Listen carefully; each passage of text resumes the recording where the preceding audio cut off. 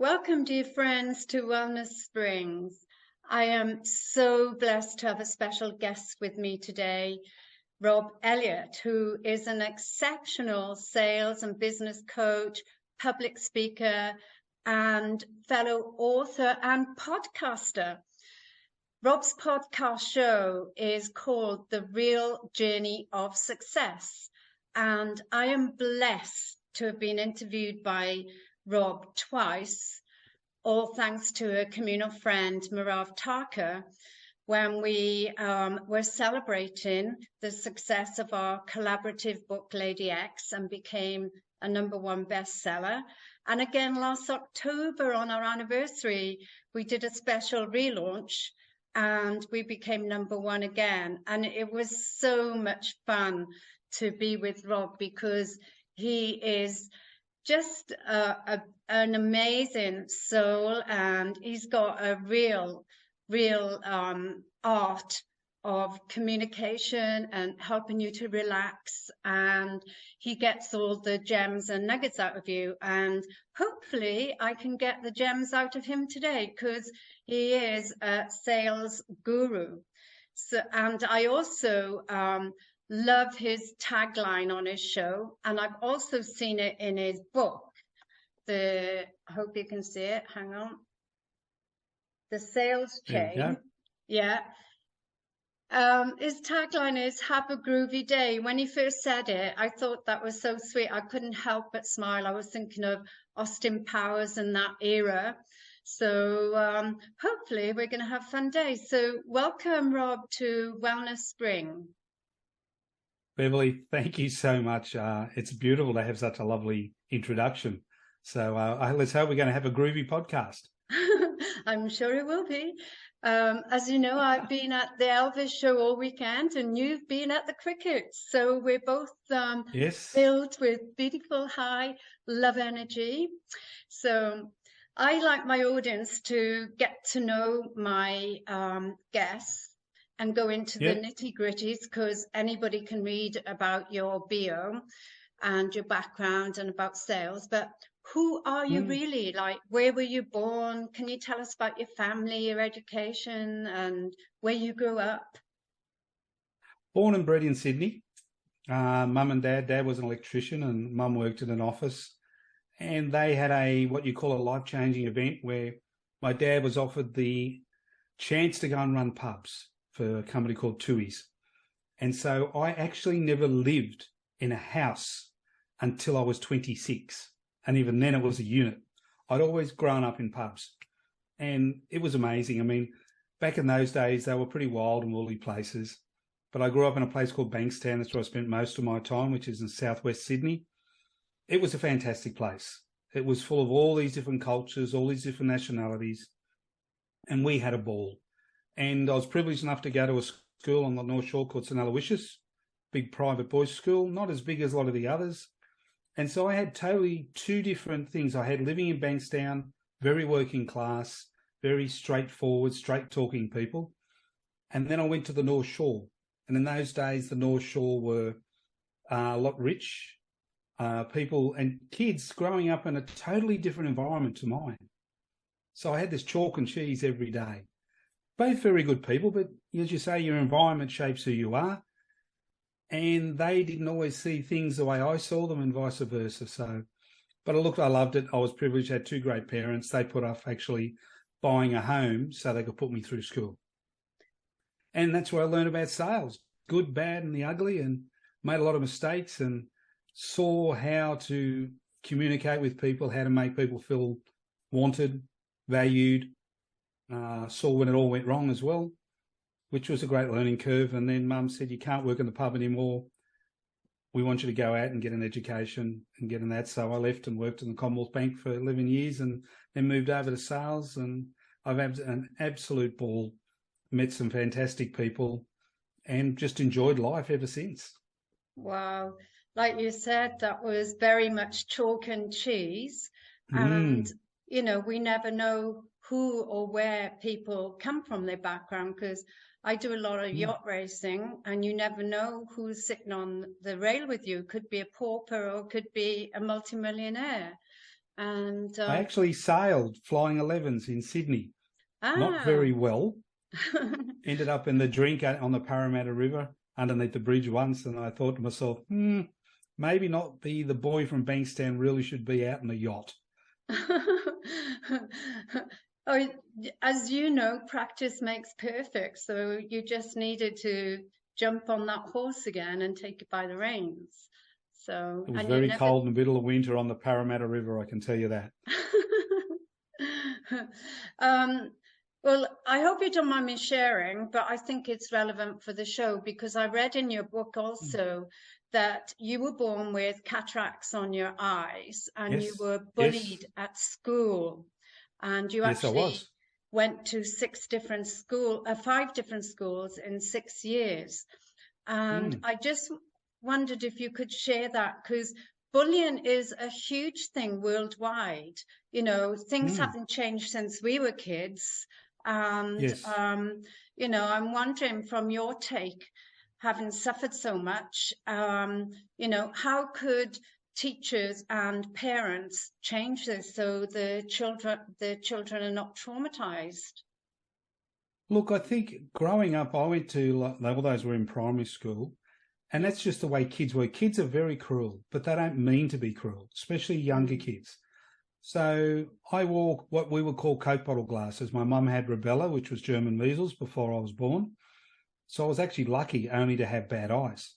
And like since then, you know, technology's come through. I've had 3 operations and it's a lot better. But when it comes to bullying, you can take it the other way too far, where a lot of parents, you know, they run and they wrap their kids in cotton wool. And say, oh no, they run up to the teacher and the principal every time. I say to parents, you need a little bit of bullying to teach resilience.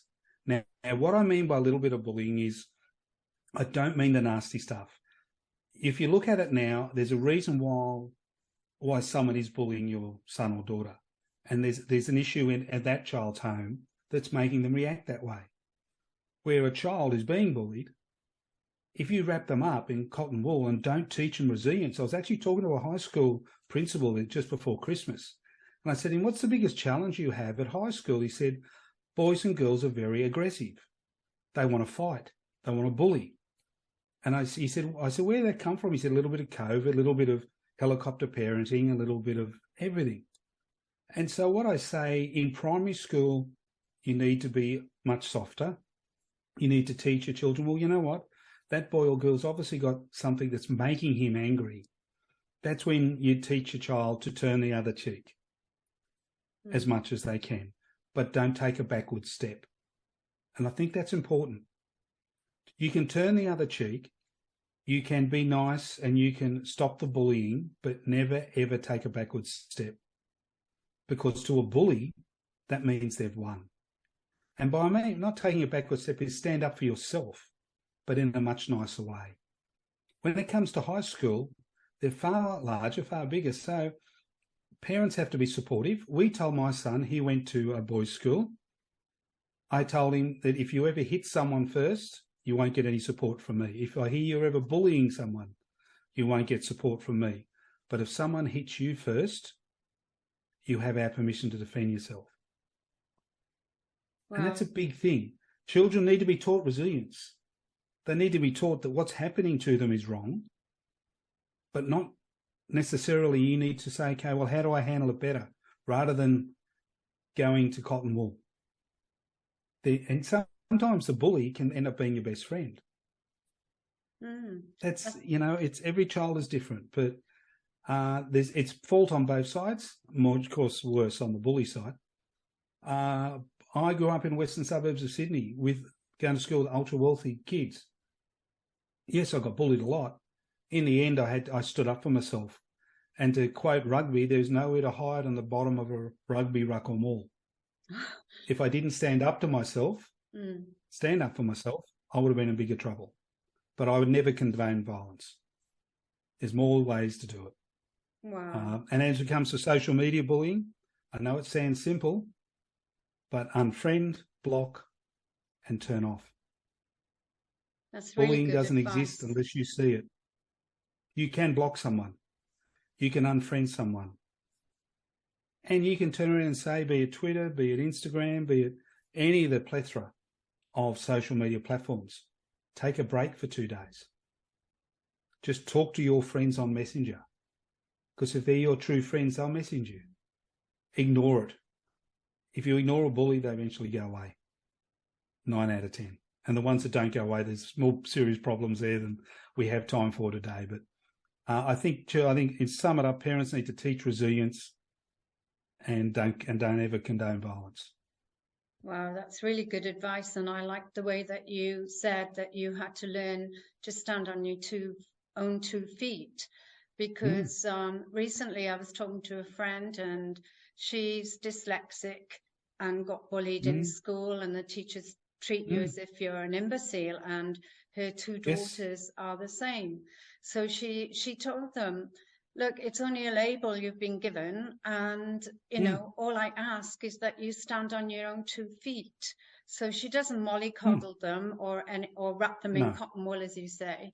She said, in life, you know, anything can happen. So you really need to stand on your 2 feet if we're not around, and always look for a solution. And that's what you were saying.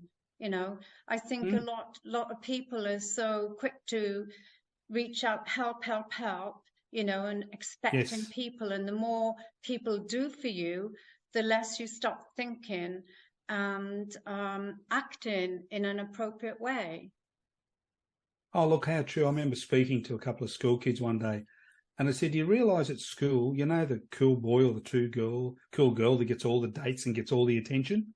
They went, yeah. I said, you walk out of that school at the end of year 6 form or year 12, as they call it, that doesn't matter anymore. They're nobody. Everybody is nobody. You are then in control of what goes on around you. Wow. Everyone is equal. That's and they so just true. simply never looked at it that way. Yeah. Well, you talked about social media, and obviously you and I didn't grow up in that era. We were blessed not to have grown up in that era. Yes, And true. because I work a lot with women and children, I know how stressful it can be on social media, like you're talking about bullying. And even the Dalai Lama said, you know, one of the biggest causes of stress is social media, because children, as adults as well, but he was talking about children, well, before they go to bed, they look at their posts, whether it's on TikTok or whatever the children are using now, Facebook, to see how many likes. And then they're comparing themselves with other people who's had more likes and more comments and so forth. So, and the same in the morning, they have a restless night because they're all wired up. And then in the morning, first thing they do, they check. So, and adults, you know, instead of waking up naturally and allowing your body rhythm, or if you have to put an alarm on to go to work, you know, just go to the shower and have your breakfast and things like that. But what tips would you give to any parents or adults listening now about social media? Social media now can make or break you in many ways. It can make or break your relationship. It can make or break your job, or it can make or break your business. My wife had a great saying when she ran a political office. When they made a decision about if they were going to run with a press release or a photo, that was, will it look good on the 6 p.m. news? Or will it look good on the front page of the paper the next day? And if you look at that to start with what you're posting, will it look good on the front page of the paper the following day or on the news? And you go, no, don't post it. Wow. Because it will never, once you posted it, you can't get it back. You can delete it, but it's still out there. When it comes to social media, the same thing happens. Especially today, if you go and apply for a job or you set up a business, the first thing a lot of people do is go and look you up on Facebook, Instagram, LinkedIn. You've got to be so careful of what you're saying or what you're doing, or lock it down. I say to a lot of people, especially in business, before you start that business and before you start promoting your business, people know who you are, clean your Facebook feed and lock it down. Clear all the people who really are not your friends, and only have it available to people who you know are friends, which you can do. As for being on it all the time, I mean, we're all guilty of it. If you say you don't do it, you're telling big fibs. But to me, if you're going to start the morning with a clear mind, which is very important to everyone, you shouldn't go anywhere. You shouldn't turn TV on. You shouldn't turn social media on. Nothing. Get up. I always say do 5 or 10 minutes of exercise, have a shower, have a cup of tea or a juice and breakfast in peace. And the rest of your day will be set in peace. If you get up in the morning and start with stress, guess what? The rest of your day will be stressful. And the same, I'm guilty of it, but I would say to people, don't go onto social media at least a half an hour to an hour before you go to bed. You've got to unwind. You've got to turn that, we call it, and you and I call it the vibration in your brain, in your body back down. You've got to be in a calm state. If you are you're a slave to your phone, who's controlling who? The phone's controlling you. You should be controlling the phone. Very good tips. And I totally agree with everything. And I would just like to add, just to instill in your mind, you can either meditate or just focus on your breathing. So for years, I've given people tips like, if you feel like you're struggling and you're pushing a wheelbarrow uphill full of stones, just stop and take a deep breath in and a deep breath out and think, okay, if I was coming from a state of peace or love, how would I approach this? And I just think, as you said, and in the mornings, I like to visualize my day, and see it all going smoothly and give gratitude, because I think gratitude is a great way to start your day, and it's the highest vibration. Anyway, Here we go. This is the real questions coming now. You've softened me up. Yes, I've softened you up. So got you in the groove. And as we were chatting earlier, I used to teach networking for business success.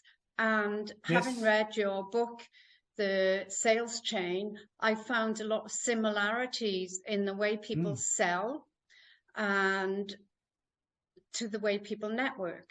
So would you like to talk about why you printed your book, wrote your book, and so forth? What inspired you? The book came about because people said to me, Rob, why don't you put it down in words?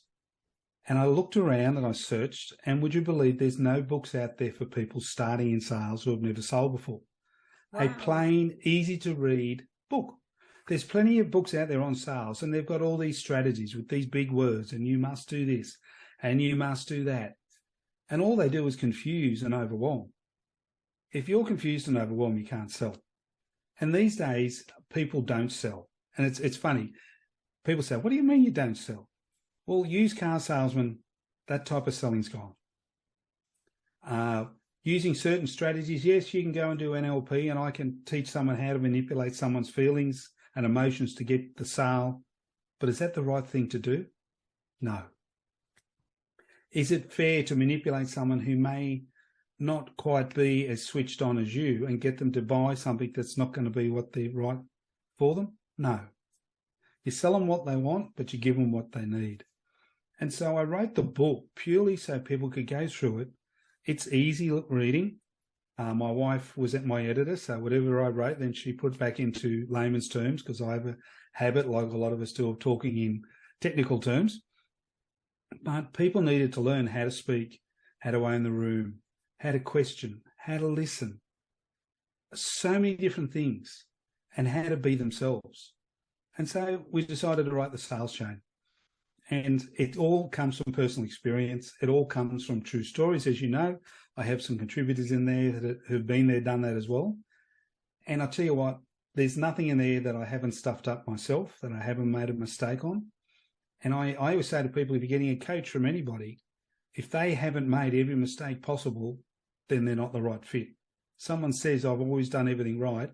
No. You've got to make those mistakes. You've got to stub your toe. You've got to blow a sale. You've got to get your face slapped. You've got to get all of that if you're truly going to be successful.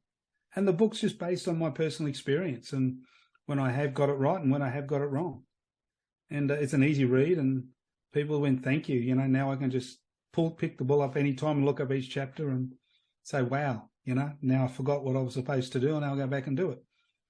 Yes, and I totally agree with what you're saying. And I love the way the book is set out, and you've got the summary at the end of each chapter. And as you mentioned, I know one of the contributors, the lovely Alicia Sedgwick, who, by the way, says hello and sends her love, because I told her we were chatting today. And yes. All the way from Monaco. Yes, all the way from Monaco. And she is a communication genius. And I just wondered how you met your contributors and why you chose them, because they're all exceptional people when I was reading them. They're all successful, but not necessarily world names. So I look for people who I have a connection with, who are in all different, one fronts a band, one's a real estate agent, one's a communication expert. They're all so different, but they all sell. And people have got to remember is that everyone sells. In every single business, we're all in sales. And all these people are ultra successful. So the best way to learn is go and find someone who's successful, see what they do and copy it. It worked for them. And so I approached them, and I think out of all the people I approached, I only had one person said no. Wow. So I think, that was awesome. And I was actually humbled to get the people I did. And when I read their contributions, I went, wow, it was amazing. And then you see them perform on stage, you see them perform in real life in their business or wherever, and you go, that's why I chose them. And they're real people. No one got paid. Everyone did it from their heart. And I actually think some of them had to sit down and think, well, really, how do I do this? I'm very good at it, but what am I doing? So I hope that comes through as well in the book. Oh, did. And, like I said, listening to Adam Thompson singing, because he's such an icon here in Australia. And I think because there's so many lonely people out there, and not everybody likes Christmas. A lot of people get really stressed and anxious because they could have lost loved ones. They could have had a breakup with a partner. Children are not there, etc., etc. So many reasons, and a lot of people are not religious. And I personally find it's overrated. It's all about commercialism, and on telly you hear them talking. We were in Melbourne about how many billions were sold on not Boxing Day, Christmas Eve, and each day then you had the Boxing Day sales, and then you got the New Year's sales, and it was all about sales. And I think it just went all out of control. What is your take on that? Look, I'm a slightly different. I think a lot of people give presents as their way of saying to people, I love you. To me, I'm a person of faith, so it is about faith. But Christmas isn't just about what I believe. Christmas to me is, it doesn't matter what faith, what religion, where you're from in the world. It should be just a time at least of coming together with family or friends, or who you choose to be your family, and giving thanks. Giving thanks for your friendship, giving thanks for supporting each other, just to stop. That's, to me, the essence of Christmas. And it doesn't matter from what faith you're from. That's what it's all about. It comes back to that call, let's stop and be thankful. And as for commercialism, I think people, the press and business do go overboard with it, but we are all in control. We control how much we spend, not the big companies, not the press. So if you spend too much at Christmas, that's your own fault. It's not theirs. If you're all about commercialism, that's your choice, not ours. We were lucky enough, we have a 14-seat table in our house, and my wife's parents came down from far north Queensland. My daughter came with her husband and grandkids. My son came in the afternoon with his partner, and my auntie and uncle are in their late 80s, and she's got dementia, so it was a challenging day. But we had all of them together. And to me, that's Christmas, because we don't know who will still be here next year. Yeah. So we true. were so grateful to have so many 4 generations eating at the same table. A lot of people don't get that, and I'm blessed. And it doesn't matter. We've had Christmases when we've had what we call orphan Christmas, where no one's had anyone else around. We've just had all friends over who didn't have anyone else around, no other family. So let's just come to our place, have an orphan Christmas. Same. Yeah.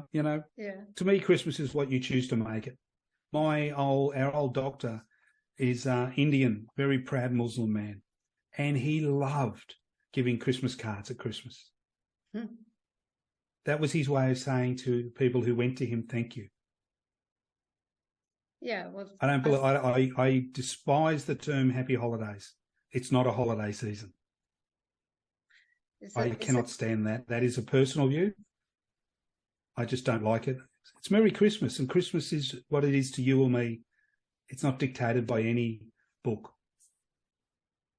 Yeah, well, the world has changed, as you know, and it has. Yeah, I had a similar Christmas with Brian's family, and as we lived in different countries, we've also had orphans Christmases. So it's about the gathering and the connections. Anyway, people do buy on emotions, and as you're the sales guru, do you want to tell us about, tips on why people buy, what motivates them? Look, there's a lot of people turn around and say they'll buy a dress. They'll go home and say, oh, I bought this dress. It was 50% off. They bought the dress because they liked the dress, but you go home and justify it with fact. So one's an emotional sale, and then you've got to justify it logically when you get home, or vice versa.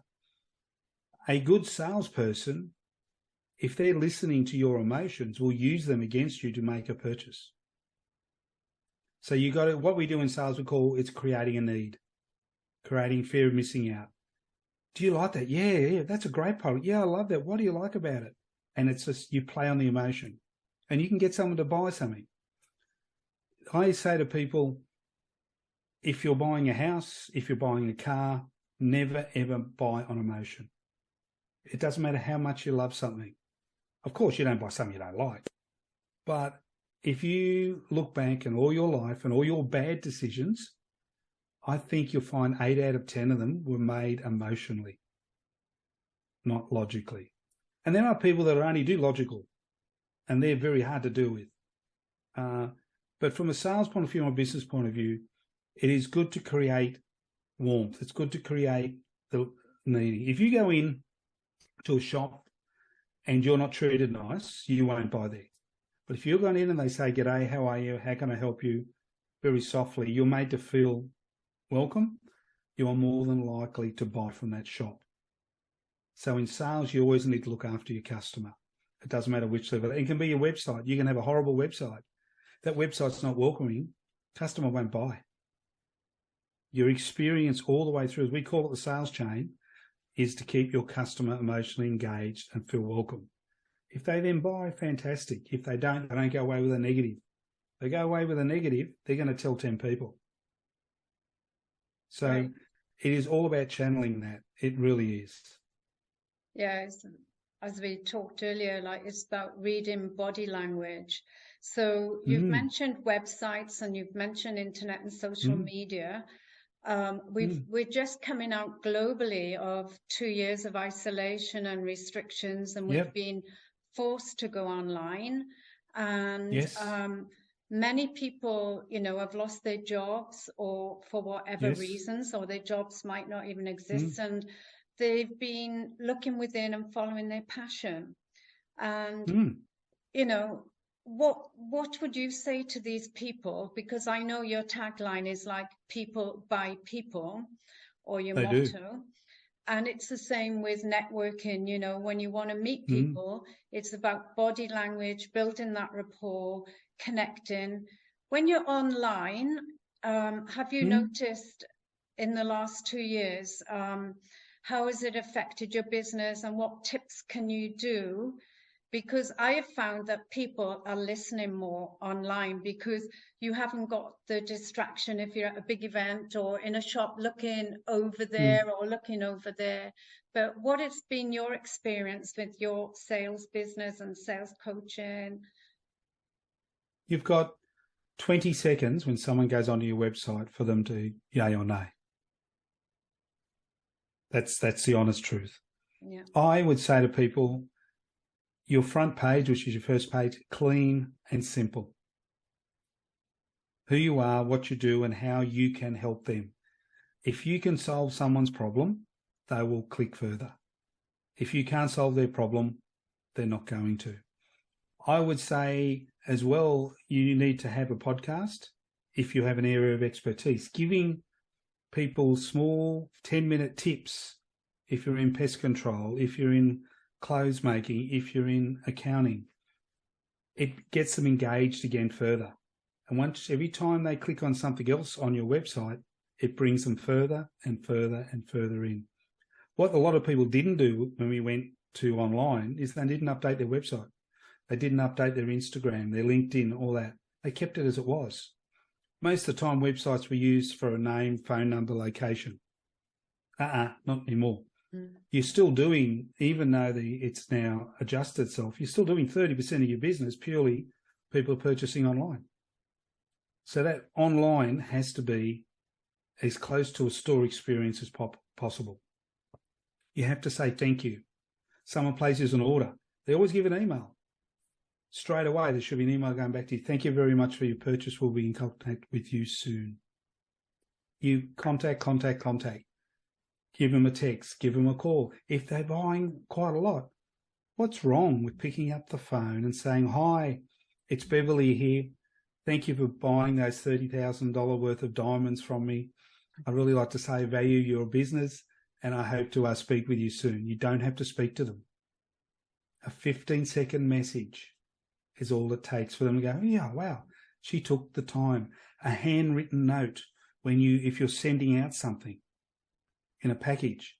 My wife orders a lot of her dresses online. She said, you should see her face light up when she opens the envelope, pulls the dress out, there's a handwritten note in there. Thank you very much for buying from so-and-so. Big difference. You need to apply what was before to digital and to in-store.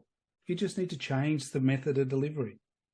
And then when you think you've got it right, give it to your harshest critic within your family and let them pull it apart. Great. Because we all look at things through rose-coloured glasses. We don't see the forest for the trees, or in a sales term, we become store blind. Where we can look at something so often we don't see the spelling mistake. Right. Well, that's and it doesn't matter if you're a coach, if you're being personal development, if you're doing sales training like I am, you need someone to review. I've looked at things when I wrote a chapter and Rachel's walked in and threw it on the desk at me and said, what were you writing here? Wow. And I said, made pure sense to me, but I needed that person who was very honest with me to get me to rewrite things. Yeah. And you need to do that. As we say in a real life situation, I've taken managers out and get them to walk in the front of the store and say, would you buy from you? Wow. Same thing with your social media. Same thing with your website. Would you buy from you? That's great to take a step back. And it was good that you said, you've got 20 seconds to sell, because it's like the elevator pitch in networking. You've got 20 seconds to sell yourself. And if they're interested, you've got another 30 seconds to engage with them and go deeper. So it's like you've got 20 seconds to look at the landing page and then click on something that they want from the products on the website. But for complete novices, especially because I'm in the field of holistic, many people will say, yeah, I'm more of a person, I can do my job, but they've got fear of speaking in public. They've got fear of selling themselves. But you and I know that everybody is selling themselves from the day they're born. You line up for something in the supermarket and you're selling yourself. You go to Parent Teachers Association, wherever you go, even if it's buying a coffee out with girlfriends, sports club. But yeah, what would you say to them that are frightened of talking?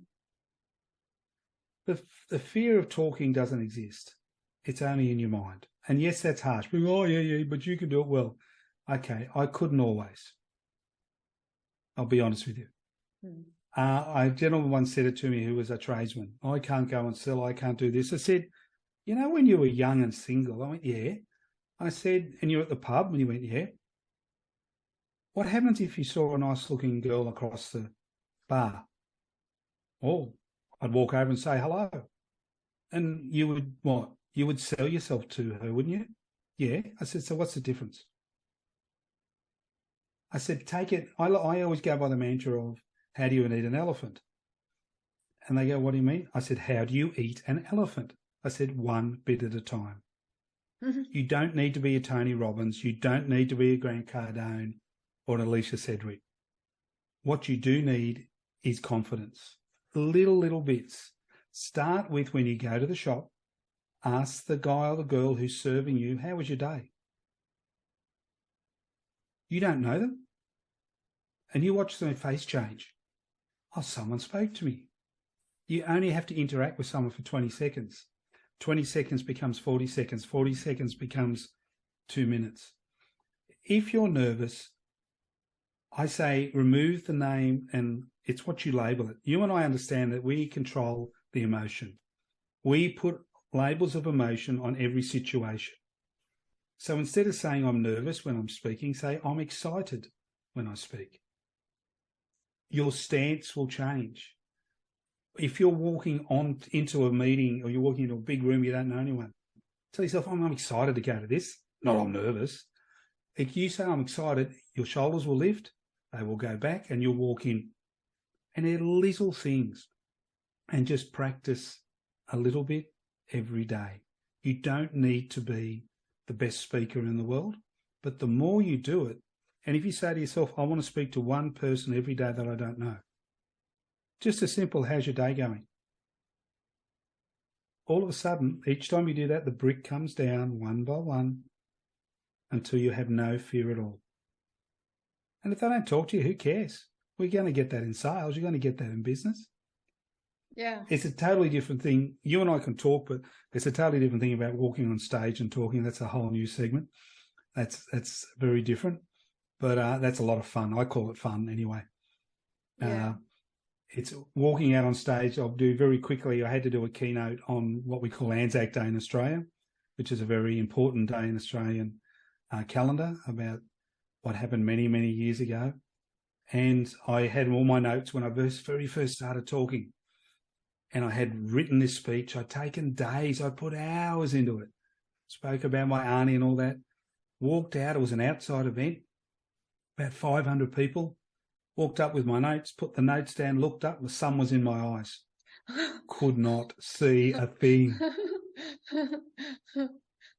And I went, So I just spoke. Nobody knew what I did or didn't say. No one knew if I made a mistake. I walked back and I left my speech up there. I realised then you don't need it. Fantastic. I teach people to speak without notes. I've stood next to prime ministers, treasurers, governor generals, ambassadors, and watched good and bad speakers. And some of the best speakers, and I say to this all the time, speak from the heart. When you are speaking about something that you're truly passionate, be it your business, holistic people, I want to improve your life. Speak from the heart. But remember, especially in sales, you have 2 ears and 1 mouth for a reason, and that's exactly the percentage you should speak. Have an open question when you speak, and then shut up and listen and watch. And listen with your eyes, which is what we call body language. Yeah. And let the person speak, and they'll tell you what they want. They'll tell you what they need, and all you do then is answer their questions. Yeah, it might sound simple for you and I, but it is. You start practicing that, you won't have a fear of speaking ever. Thank you. That's what I always taught as well. Maybe we'll have to write a book together. Yes, love to do one on Networking public and speaking. sales. Yeah, and We could get get Alicia to come in and speak as well. exactly, exactly. Yeah. Uh, and earlier, well, you mentioned about giving your Mm, time, and I know you've always been mm, great at giving back, you and your wife Rachel, and mm. you've done lots of fundraisers. Yeah, And yeah. you said it's important when you do them to always, do something that you're passionate about, a cause that you love, Mm, because then yes, you come in from your heart. Do you want to talk about a yes, couple that you've done? Because I know, cancer's on the rise, and also, yes, suicide and things like that. yeah. Look, I first, when I came out to where we live outside of Sydney, we got involved with Lifeline Macarthur, which does the counselling for suicide prevention and all that, which is cool. They've done a fantastic job, and I was unfortunate. I lost my uncle to suicide, Mm. and I know unfortunately what people go through the on the outside, the people who are still around after they're passed. And then we got involved with a charity called Camp Quality, which looks after children and their families on the cancer journey up to the age of 13. I've been with them now for going on 13 years, Right. and I love it. Look, I do the camps where we go out with the kids, spend 1, 2, 3, 4 days with them, and they're an absolute ball. Remember, I'm dealing with kids age 4 in Wow. most of mine, up to 13, but I normally do up to 4. And it's a unique experience. You get so much more out of it than you realise. It's sort of taking the soul out, scrubbing it, and then putting it back in. Because Wow. I believe in giving without expectation. And these kids give so much. And I've been next to kids who were saying, are you going to come next year? And one young boy said to me, I don't even know if I'm going to be here. Oh, bless. I've been with grandparents when they've told us, when we're mucking around with one of the little kids, and they've just shook their head.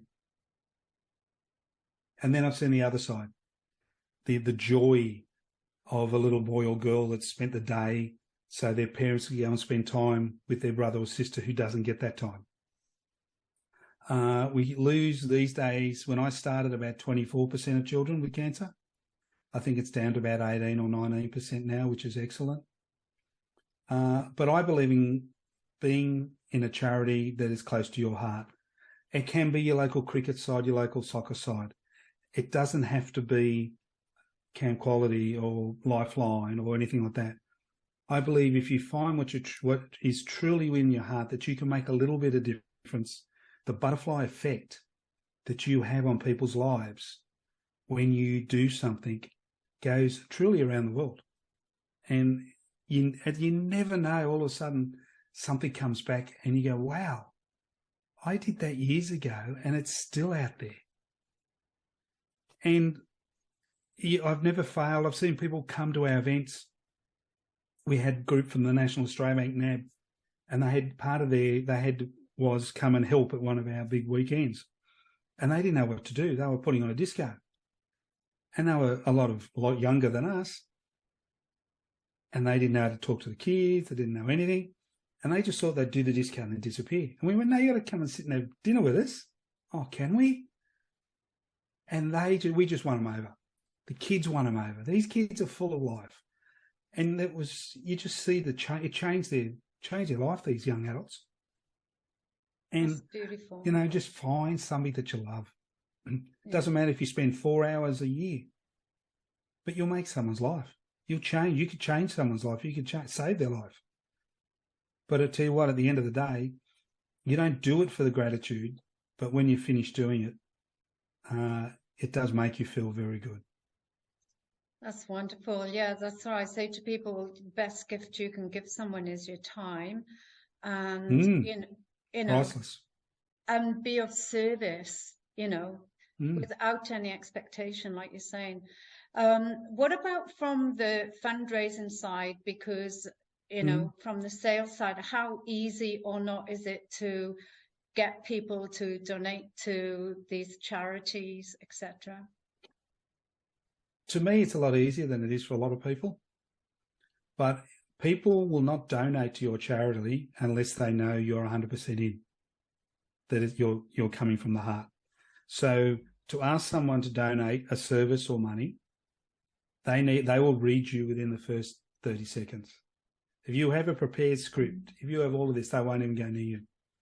To me, the only way to get money out of people is one-on-one. It's not over the phone. And it has to be reciprocal. They have to get something back in return. Doesn't matter if they never use it. But they need to know that either they're getting something back, being signage or whatever, if it's a sponsorship. Or if I give you $100, what is that going to have? What difference is that going to make? What is that going to buy? And you'll be surprised if you say, look, for every $100 donation, that gives us whatever. You're not asking for $100, remember? I just said for every $100 donation, you can do this. Or for every 500 we raise, we get to send a child away on camp for 2 days. What they've heard is, well, if I donate $500, I can fund a child. You never ask them. Yeah. It's a play on words. But with what we do and how we do, and I have a charity bash car that my wife and I run, I have 100% success. If I put my arm around you and walk you towards that car, you will not come back without giving me money. That's my belief. That is a personal belief, and that's the way I act. I do not get offended if people say no, but I can read them. And if they're saying no for the right reason, that they truly can't afford it or the business, I have not a problem with them at all. But people who say no just because they're mean, I actually feel sorry for them. But I've had people who supported us for 10 years. And out of that 10 years, there may have been 3 years in that 10 they couldn't give us money. I've still looked after them because I'm a strong believer in karma. Yeah. But you know what? You're coming from the right place. People will see that and they will donate. That's fabulous. You know, you just have to be an open book and an open heart. And thank you. Yes, exactly. And it's great talking about open hearts that Rachel, you know, and you work closely together. She's helped you with your book and with the charities. Yes. And she's very much, I believe, come from a corporate background. You mentioned she worked with politicians, but now she's starting out on her own, isn't she? Doing a new business. So maybe you can tell us if Rachel would be okay with that. What is she experiencing? Because so many people are starting up their own businesses, like to go out and it's, you know, like I say to people, it's like Seinfeld. When he stands on the stage, he gets them to imagine everybody naked so, you know, you can be funny. But you are personally, it's like an artist showing their painting. You know, you're raw, you're naked, you're vulnerable. It's out of your comfort zone. How has she felt? It is out of her comfort zone, but she always had the skills. Right. She just had to apply the skills in a different way. I had a mate of mine who lost his job. You're saying, I can't get my job, I can't get this, I can't get that. And I said, well, write down your skill set, not who you worked for. Write down your skill set. And so what my lovely wife has done is taken the skill set she learned of dealing with very, very well-known people, very well-known politicians, working in an office where you can't make a mistake because it ends up on the newswire, and applying that to business. It's the same thinking, the same methodology. But when you're being what she is a buyer's agent in Australia, where she buys homes for people, which is one of their biggest investments that they'll ever make, they've got to be confident in what she does and how she does. So she had all the skill set. She just had to learn to apply. And the only way to do it is to jump without a parachute, because I believe you'll always fly. Take that jump. And I can tell you now, if you truly believe yourself and believe in yourself and learn and open your eyes, you'll be successful. And she is being very successful now. Yes, the first time she went out there, she was all nervous and like, this is, something I couldn't do. Now it's just, it's rolling off. She's found her groove, which is fantastic. So it doesn't matter. Everyone says you had 3 careers in your life. Most of the time it's the same skill set, just applied 3 different ways. Wow. That's a great And way that's of all it looking is. at it. And back yourself. I mean, you just got to get out there and have a go. These people who make excuses not to do something, they irritate me. I'd rather swing and miss than never swing at all. You know, go Like, out and lose a couple of golf balls, but you're like still going to get, eventually you're going to get a few in the hole. like you said, it's so important to make mistakes. And I believe we all It is. learn from our mistakes. That's the only time we grow. Well, not the only time, but look. it's a great opportunity to grow when we make mistakes. Look, I'm very proud of her. She's gone in completely and put 100% into it, and she's now starting to see the fruits come through. And I say that to anyone, you know, just have a good go. Yeah. And like you talk about coming from your heart as well, when you're passionate about anything, you know, you are putting 100 or 110% in, and usually it will pay off, and people feel that passion and that energy, and people are willing to support you when they know that you're so passionate. So look, we've had people walk up to us and be very genuine and say, look, you know, I've got no need for your services, but I will refer you, and they do. You know, if you are kind of heart and true, it'll come back to you. Thank you. That's wonderful words. Just on a closing note, if there was one thing that you could do to change the world, what would it be? Wow, that's a good one. I would say I would get a lot of these people who make decisions to stop and listen. You don't have to agree, just stop and listen. People don't do enough of it. Wonderful. That is so true. And for me, the best gift to anyone is that you truly listen, because they feel heard and they feel that you're there for them. Because we're always, since a child, we're looking for the pat of approval from our mother, father, wherever, just the recognition. And we're all living in a fast-paced world. We're all trapped in our mind with our disempowering thoughts. So to be able to stop and just listen, that's wonderful. So it's one of the most important rules of sales. And also it networking. Is. Yeah, I know. Networking, sales, life, and relationships, where you don't listen to your other half. Yeah, I think it's good that you had the courage to give your book to Rachel. Because I trust. No, because Brian always says to me, I give you all the advice, but you don't listen. But someone else tells you exactly the same. And I know that's part of my disempowering beliefs, because I don't want to let him down if I fail or whatever. But he is my #1 support fan. And I'm very blessed to have him, as you are with Rachel. So I think I am blessed, and I completely trust her. So sometimes it's hard to let go in sales when you've been very confident all your life. Letting go and trusting someone can be very tough. But I tell you what, once you do, it's empowering.